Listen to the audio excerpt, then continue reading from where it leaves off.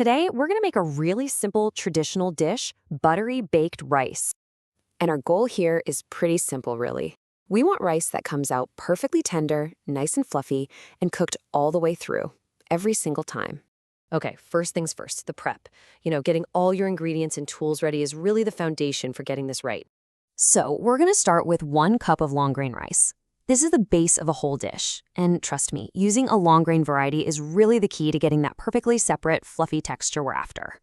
Next up, you'll need 2 cups of hot broth. And it's important that it's hot, because that gives the cooking process a head start the second it goes into the oven. And then, of course, 2 tablespoons of butter. This is where all that rich flavor and that lovely buttery finish comes from. And last but not least, 1 teaspoon of salt. You can't skip this. It's absolutely essential for bringing out all the other flavors. When it comes to tools, it couldn't be simpler. You just need a baking dish big enough for the rice and broth and a roll of aluminum foil. All right, let's move on to the assembly.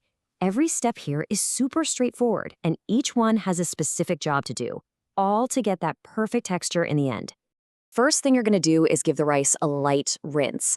Now, this step is quick, but it's really important. It gets rid of that extra starch on the outside, and that is the secret to making sure the grains stay fluffy and separate instead of getting all sticky. Okay, now just pour that rinsed rice right into your baking dish. Try to spread it out into an even layer, because this is going to be the foundation for everything else. Next, go ahead and pour that hot broth all over the rice. You want to pour it evenly, and you'll see the rice get totally covered. This is the liquid that the rice is going to soak up to get nice and tender. And for the final touch, just add your butter and salt right on top. Now, this is key. Don't stir it in. Just let it sit. As it bakes, everything will melt and spread out, and that flavor will get into every single grain.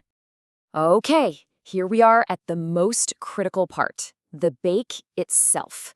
Success from here on out is all about patience and sticking to 2 very simple rules. So let's talk about a really common mistake first. People sometimes use a loose foil cover. And the problem is, if steam can get out, that top layer of rice just isn't going to cook right, and you'll end up with a dry patch on top. So here's how to avoid that. You need to cover the dish really tightly with that foil. Press it down firmly all the way around the rim. You want a perfect seal, because that's what traps all the steam inside. And that steam is what's going to cook the rice perfectly evenly, from the top all the way to the bottom. All right, mistake number 2. This one's a biggie. Stirring the rice while it's in the oven. It's so tempting, I know, but it completely messes up the whole cooking process. It disrupts how the steam works, and you'll just end up with a gummy, uneven mess. So the rule here could not be simpler. Once that dish is in the oven, just leave it alone. Don't open the door, don't stir it. Seriously, doing nothing at this stage is absolutely essential to getting it right. Make sure your oven is preheated to 180 Celsius, which is 350 Fahrenheit. All right, now let it bake completely undisturbed for about 30 to 35 minutes. Okay, that wait is over. Now we get to the verification step.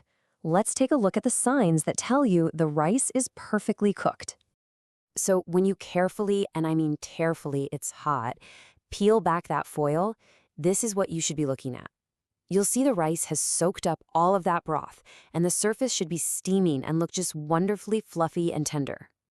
For the final check, just take a fork and give it a gentle fluff.